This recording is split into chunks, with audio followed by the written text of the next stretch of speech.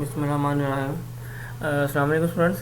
अच्छा, मैंने आपको लास्ट टाइम भी बताया था कि जो हमारा सिलेबस है वो ख़त्म हो चुका है। ठीक है, हमारा जो रियल एनालिसिस 2 का जितना भी सिलेबस था वो ऑलमोस्ट सब क्लियर हो चुका है, सब ख़त्म हो चुका है। हमने इसका ना सिलेबस हमारा मतलब कि ऑलमोस्ट कंप्लीट है। बजाय इसके कि आप मतलब कि नेक्स्ट टाइम अपना वेस्ट करो, आप इसकी रिवीजन शुरू कर दो स्टार्ट से। ठीक है, और दूसरा फिर इसके अंदर दो डेफिनेशन थोड़ी सी, एक बीटा फंक्शन और गैमा फंक्शन, उनको हमने डिस्कस करना है।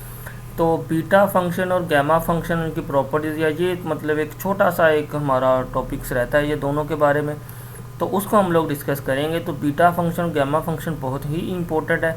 आपने जो असाइनमेंट्स के क्वेश्चन किए उसमें भी कुछ में आपने गैमा फंक्शन यूज़ किया है, लेकिन आपने डायरेक्ट लिख दिया है, लेकिन हम लोग उसको डिटेल में भी पढ़ेंगे। ठीक है, तो आज मैं फ़िलहाल चाह रहा था कि जो आपको असाइनमेंट्स दी थी ना, कि मैंने इम्प्रॉपर इंटीग्रल वाली के, उसके कुछ क्वेश्चंस को ना, जो मुझे लग रहा है कि जो क्वेश्चन डिस्कस करने चाहिए, तो मैं उनको डिस्कस कर रहा हूँ, क्योंकि वो पेपर में भी आने, ज़ाहिर सी बात है। अब तो आपने असाइनमेंट लिख लिए नेट से सर्च करके, या मतलब कि जैसे भी है कॉपी पेस्ट करके, या जैसे भी मतलब कि आपने ना लिख लुक लिए, असाइनमेंट तो लिख लिए, लेकिन जब आपने पेपर में वो क्वेश्चन आ जाते हैं तो आपको उसकी समझ भी आनी चाहिए कि वो क्वेश्चन सोल्व कैसे होता है। तो इसलिए मैं चाह रहा था कि जो उसमें कुछ क्वेश्चन तो सिंपल है, सीधे सीधे से आपको समझ आ गई होगी, लेकिन कुछ क्वेश्चन हैं ऐसे, उसमें कुछ पॉइंट्स हैं, तो वो मैं चाह रहा था कि चलो उनको डिस्कस करें ताकि आपके मसले मसाइल हल हो जाए। ठीक है, अच्छा, अब इसमें ये क्वेश्चन मैंने नोट किया है कि आपकी असाइनमेंट्स ही सर्च की है मैंने, आपके असाइनमेंट्स मैंने देखा है ये वाला क्वेश्चन। अब इस क्वेश्चन को करने के हमारे पास मतलब कि टू डिफरेंट वेज हैं। हम लोग दो मेथड से इसको मतलब क्वेश्चन कर सकते हैं। एक तो ये जो मेथड उसने किया हुआ है, या आप में से कोई स्टूडेंट है उसने ये किया हुआ है, एक ये मेथड किया है, और दूसरा एक मेथड है जी ये वाला। ये भी आपकी कोई मतलब कि क्लास में से किसी ने ये असाइनमेंट जमा करवाई, तो उसमें से मैंने ये किया। ये मतलब कि एक इस क्वेश्चन को इस मेथड से सब्स्टिट्यूशन से सोल्व किया हुआ है, और एक इस क्वेश्चन को इस मेथड से सोल्व किया हुआ है। ठीक है, तो मैं दोनों को एक्सप्लेन कर देता हूं कि जिस स्टूडेंट को जो सा मेथड आसान लगे, आप उसको मेथड को आप अडॉप्ट कर सकते हैं। ठीक है, वैसे मेरे ख्याल में ये जो सब्स्टिट्यूशन वाला मेथड है ये आसान है, क्योंकि इससे क्वेश्चन भी छोटा हो जाता है और ये समझने में भी, अंडरस्टैंड करने में भी आसान है। इसमें जस्ट एक डेफिनेशन यूज़ होगी जो हम लोग नेक्स्ट अभी उसको पढ़ेंगे। ठीक है, अच्छा, इसमें देखते हैं कि इसमें क्या किया है। सबसे पहले देखें, कहता है कि जी यूजिंग सब्स्टिट्यूशन मेथड, सब्स्टिट्यूशन किया ई की पावर को। ई की पावर में क्या था जी, एक्स स्क्वायर बाय 2, तो हमने पुट कर लिया टी को जी एक्स स्क्वायर बाय 2, तो इसका लिया डी टी डिफरेंशियल। तो एक्स स्क्वायर का आपको पता है 2x होता है, तो 2 से 2 कट गया, बाकी कितना रह गया एक्स डी एक्स। अब एक्स डी एक्स आ गया।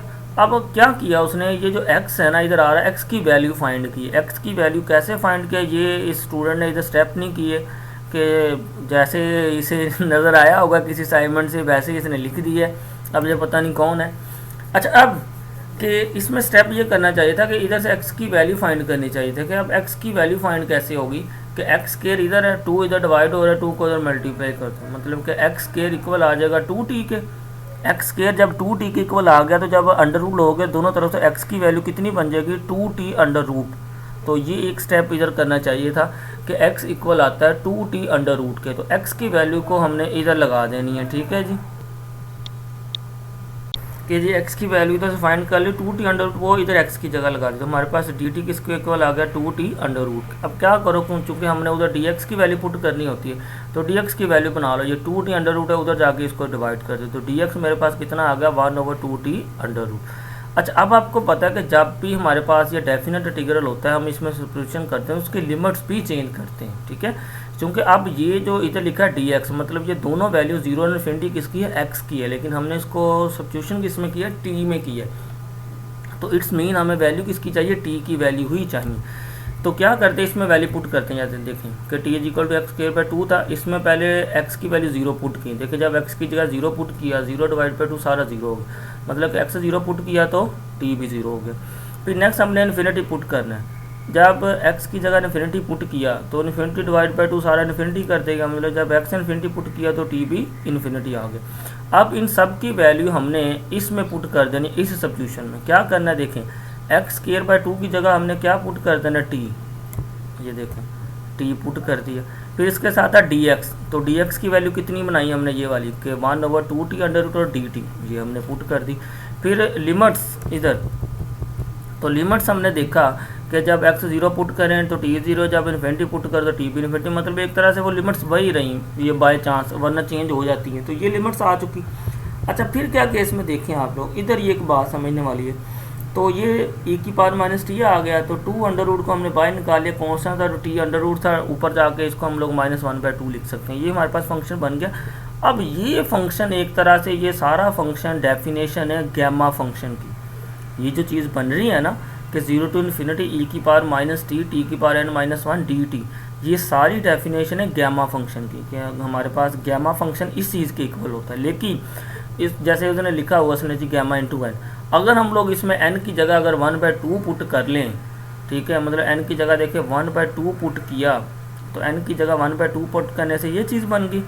अब फिर इसका भी प्रूव होता है कि जी गैमा 1/2 पाई अंडर रूट के इक्वल होता है, ये भी प्रूव होता है, ये प्रूव है हम लोग, क्योंकि मैंने आपको बताया ना कि हमारे दो टॉपिक रहते हैं, गैमा फंक्शन और बीटा फंक्शन, तो ये सारा जो ये हवाला यूज़ किया, ये गैमा फंक्शन का यूज़ किया। जब आप गैमा फंक्शन को पढ़ोगे ये सारी बातें क्लियर हो जाएंगी।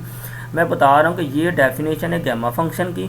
फिर गैमा फंक्शन की प्रूव होता है कि गैमा जो है, गैमा 1/2 हमारे पास बराबर होता है पाई अंडर रूट के, इसका प्रूव भी है, ठीक है, कि गैमा 1/2 बराबर होता है पाई अंडर रूट के। देखें इधर ये पहले गैमा फंक्शन लिया, अब चूंकि हमने ये वाला फंक्शन बनाना था इस फॉर्म का, तो हमने क्या किया, इसमें n की जगह 1/2 पुट कर दिया ताकि हमारा इस चीज़ का फंक्शन बन जाए, गैमा फंक्शन को लेकर चल रहे, ये फंक्शन बन गया। अब जब ये हमें पता है फिर कि गैमा 1/2 किसके इक्वल होता है, पाई अंडर रूट के होता है, तो इसकी जगह पाई अंडर रूट लग गया, मतलब कि इस सारे की वैल्यू कितनी बनेगी, पाई अंडर रूट बन गई, तो pi under root over 2 under root, तो ये हमारे पास इसका प्रूव हो चुका है, ठीक है।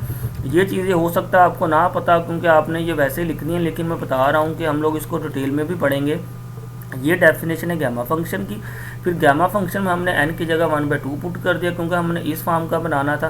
फिर गैमा जो 1/2 है, इसका एक अलग प्रूफ है कि जी गैमा 1/2 बराबर होता है पाई अंडर रूट के, ये अलग प्रूफ है, तो इसकी जगह हमने वैल्यू पाई अंडर रूट की लगा दी, तो ये सारा मेरे पास बन गया पाई अंडर रूट, तो ये हमारे पास इसका हो चुका है जी प्रूफ, ठीक है। अच्छा एक तो ये मेथड है सब्स्टिट्यूशन वाला, मतलब कि ये मतलब कि सिंपल ही, इसमें सिर्फ गैमा फंक्शन एक यूज़ होता है, बाकी सिंपल ही। फिर इसी क्वेश्चन को हम लोग एक और मेथड से भी कर सकते हैं, मैं उसको भी डिस्कस करूँ। ये मेथड, इसमें मतलब आपने क्या करना है, ये स्टूडेंट ने इधर थोड़ी सी गलती की है, आपने क्या करना है कि इसने लेट कर लिया जी आई, आपने फिर इसी तरीके से सिमिलरली करके इधर आपने एक स्टेप ऐड करना है, आपने लिखना है सिमिलरली आई करके 0 to इन्फिनिटी ई की पावर, इधर एक्स स्क्वायर ओवर 2 है, आपने उधर लिख देना है जी y square by 2 d y, समझ आ गई कि एक आई ये वाला, सिमिलरली करके आपने आई फिर इक्वल लिखना है 0 to इन्फिनिटी ई की power minus y square over 2 d y, ठीक है जी। ये दो आई हो गए, फिर आपने इन दोनों आई को क्या कर देना है, मल्टीप्लाई कर देना है, ठीक है। तो दोनों आई को मल्टीप्लाई करने के बाद ये चीज़ आपके पास बन जाएगी ऐसे वाली, ये इधर था, क्योंकि ये इसने देखें ए की आई लिया, स्केयर किया, फिर इधर ये देखें ना, फिर आपने इधर कंफ्यूज होना है, आपको इस बात की समझ नहीं आनी कि जी 0 to a ये एक्स वाला ये वाई वाला कैसे आ गया। तो इसलिए मैंने आपको बताया कि आप इसी तरीके से जैसे एक्स वाला एक लेट किया आई, आप इसी तरीके से एक वाई वाला आई लेट कर लो और दोनों आई को मल्टीप्लाई कर दो। जब आप मल्टीप्लाई कर दोगे तो ये आपके पास चीज़ बन जाएगी, ठीक हो गया जी। अब आपको पता है कि ये इम्प्रॉपर बन रहा है, तो आपको पता है कि जिधर भी इन्फिनिटी हो हम उसकी जगह कोई ना कोई नंबर लिख देते हैं और लिमिट अप्लाई कर देते हैं उस नंबर को अप्रोच कर इम्प्रॉपर में, जैसे ये किया उसने कि जी कि लिमिट ए टू इन्फिनिटी है, इधर इन्फिनिटी की जगह कोई ना कोई नंबर ए लिख दिया, ठीक है जी। ये दोनों आई को मल्टीप्लाई करके नेक्स्ट स्टेप किया हो। अच्छा फिर क्या करो, इसको इन दोनों को सोल्व कर लो। देखो ये दोनों लिमिट्स ये आ गई, इन दोनों को हमने ऐड कर दिया, देखें कि ये ऐड करने के बाद ये चीज़ बन गई। अब हमें पता है ये कन्वर्जन है इसकी, ये साइड पे किया हुआ है कि पोलर में, क्योंकि ऐसे भी हम इसको सोल्व कर सकते हैं ऐसे भी, लेकिन इसमें ये होता है, ठीक है जी। ये कन्वर्जन आपने पहले भी पढ़ी होगी कि एक्स बराबर होता है आर कोस थीटा का बाई आर साइन थीटा के, इन दोनों को स्केयर भी करें ऐड भी करें तो आर स्केयर बराबर इसके वैल्यू हो जाती है, ठीक है। तो इधर हमने क्या किया, क्योंकि हम इसको ऐसे भी सोल्व कर सकते हैं, लेकिन ये कार्टेशियन कोऑर्डिनेट्स में मुश्किल होता है, लेकिन हम इसको अगर पोलर में कन्वर्ट कर लें तो सोल्व करना आसान हो जाता है। तो देखें x square plus y square की जगह ये कन्वर्जन में हमारे पास होता है आर स्केयर, तो ये आर स्केयर इसकी जगह आ गया, ये चीज़ आ गई। अब इसकी कर ली हमने इंटीग्रेशन, ठीक है। और कन्वर्जन एक और भी होती है, कि हमने कैलकुलस 3 में पढ़ा था कि डी एक्स डी वाई ये बराबर होता है आर डी थीटा के जब कन्वर्ज करते हैं, ठीक है। तो डी एक्स डी वाई की जगह आ गया आर डी थीटा और x square plus y square की जगह आर स्क्वायर आ गया जी। इसको हमने मतलब कि लिमिट्स भी फिर चेंज कर दें इसी तरीके से, लिमिट्स में जो वैल्यू पुट करके, तो लिमिट्स भी कन्वर्ट करके जैसे इसने किया हुआ इसकी फिर आप इंटीग्रेशन कर लें। देखिए तो पहले आर के रिस्पेक्ट इंटीग्रेशन की, फिर थीटा के रिस्पेक्ट इंटीग्रेशन की, ये तो आप आसान ही काम है। तो इंटीग्रेशन करने के बाद आपके पास आंसर आ गया देखिए π/2। और दूसरी साइड पे क्या था, दूसरी साइड पे इधर था मतलब कि आई स्क्वायर था, इधर था आई स्क्वायर, तो आई स्क्वायर बराबर आ गया π/2 का, तो दोनों तरफ स्क्वायर रूट लिया तो इधर ये आई कट गया तो इधर स्क्वायर रूट आ गया अंडर रूट। तो देखें ये प्रूव हो गया, ठीक है। ये दोनों वे से आप इस क्वेश्चन को कर सकते हैं, मैंने दोनों वे को डिस्कस कर दिया है, तो जैसे आपकी मर्जी हो आप इसको अंडरस्टैंड कर लें, ठीक है। ये क्वेश्चन इंपॉर्टेंट है, इसकी स्टेटमेंट भी इंपॉर्टेंट है, एमसीक्यूज बनता है और पेपर में ये क्वेश्चन आने वाला है, ठीक है। नेक्स्ट हम लोग मजीद क्वेश्चन को डिस्कस करेंगे, ठीक है जी। ओके जी, अल्लाह हाफिज़।